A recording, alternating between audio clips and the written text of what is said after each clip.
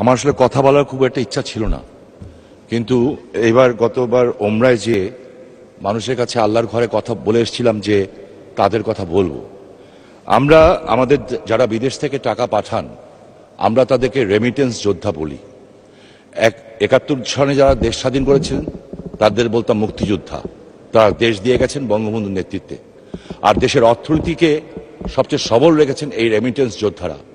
একটু আগে যে আমাদের সিনিয়র সংসদ সদস্য যে রফিক সাহেব যে প্রশ্ন করলেন, এই প্রশ্নের পরে বোঝা যায় যাদের কি করুণ অবস্থা। সমস্ত ব্যবস্থা আছে, কিন্তু জটিলতার কারণে সেই বিষয়গুলি হচ্ছে না।